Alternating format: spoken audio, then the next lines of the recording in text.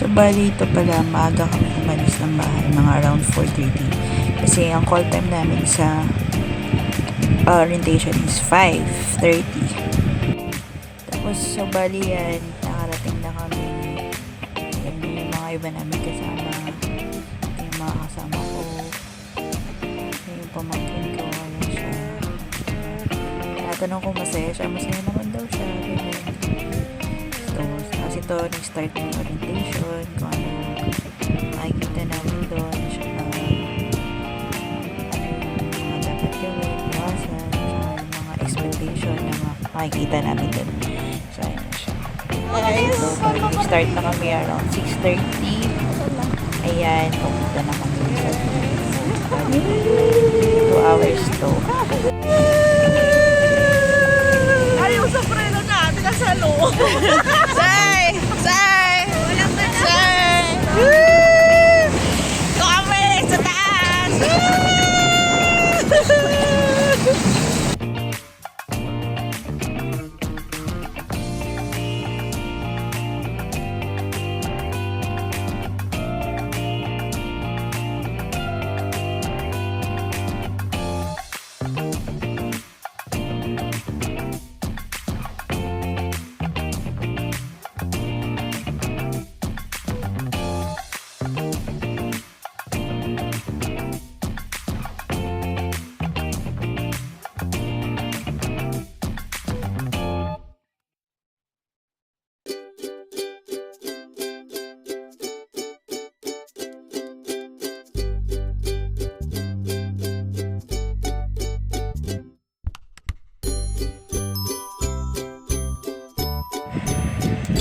Tapos yun, parang nasa African safari.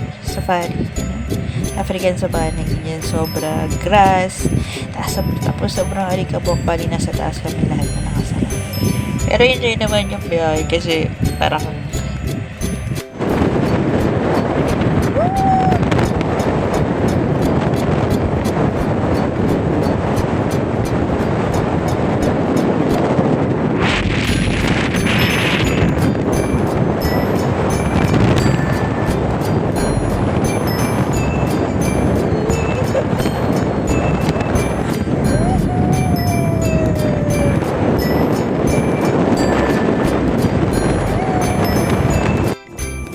as ayan, yung sa paligid namin, according dun sa guide, lahar daw din men, lahar din daw. Akala ko dati, bundok ko yan na inuman na lahar, pero sa guide, lahar din daw yan. Siguro pag mabagyo eh, nag-ano na siya ng man.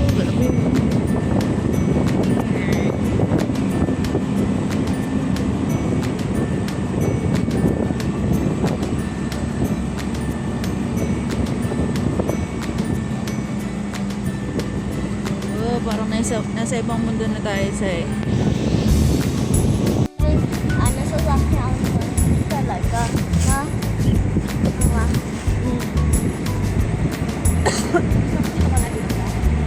Yes. Yes. Mag-tour guide ka na rin dito. Oh, ita naman siya eh. May pangaya.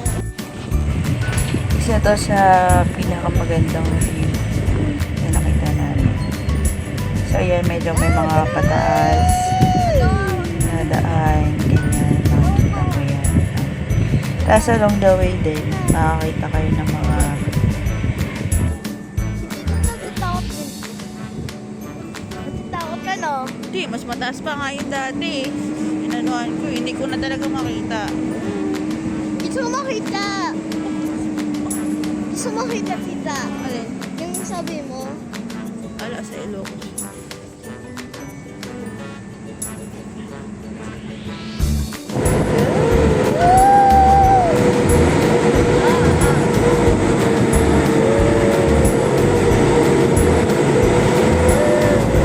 tita, ito yung pinibidyo mo, isend mo sa akin. Lahat ng video mo, isend mo sa akin. Opo. Ha? Oo.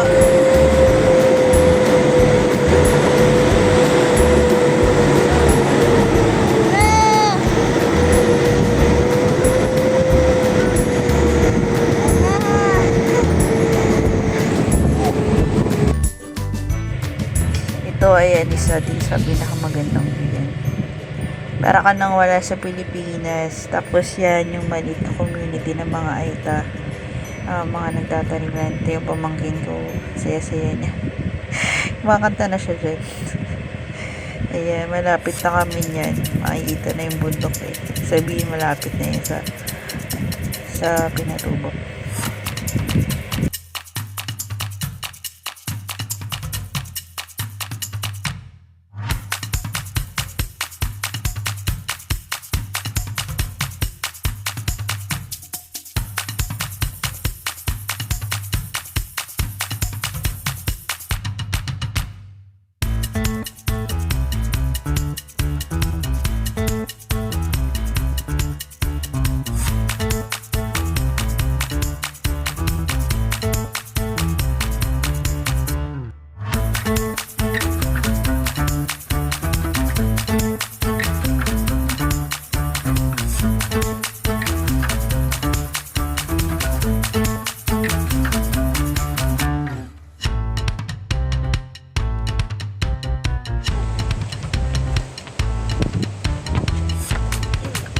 Yung anak mo nandun.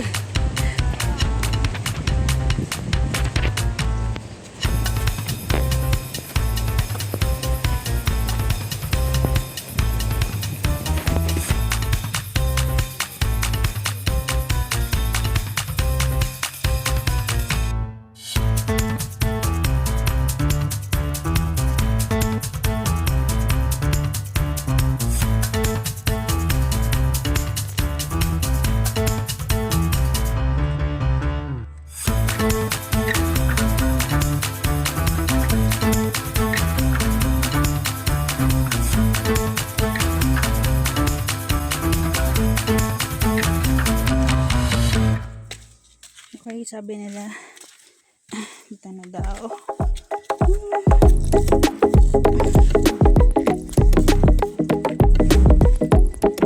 Uy, may tubig.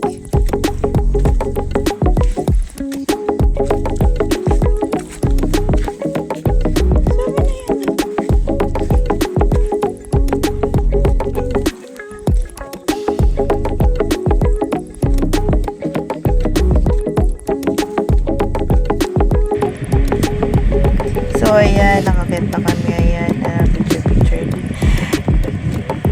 Lang. Hindi, wala man doon.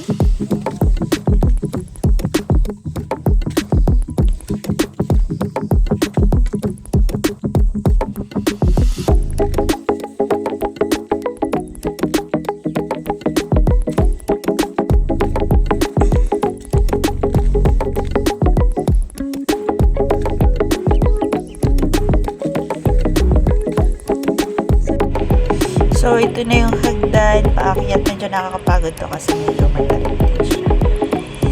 Actually, sabi na 1 hour daw, pero sa tingin ko parang kinuha namin siya ng 2 hours kasi pumila-pila pa kami, nag-picture pa. Siya pa na ipahinga, hindi kasi sanay siya, lalaking tao eh. So, ayan, malapit na. Unti na lang, maabot na yung dulo.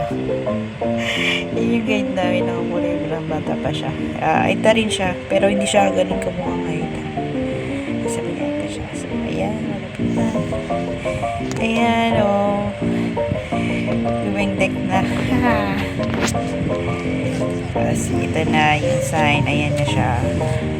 So, pagdating namin doon, grabe, sobrang daming tao. Ayan na. Ayan na yung crater. Ayan siya. Ayan. So, ang daming guide, ang daming tao. Kasi may mga ibang tao rin na galing Kapastarlak. So, mas marami daw nun. Tapos, ayan, kami na picture. Gusto niya pang bumaba, pero hindi na kami bumaba. Ayan, nagpahinga lang din kami saglit. Tapos, ayan, bumalik na rin po. Laka na naman sa Traverse, ganun. 2.5 kilometers to. So, pababa na siya. So, hindi na siya masyadong mahirap. Kasi, pababa ka na lang. Sasabay ka na lang sa gravity naman. So, ayan.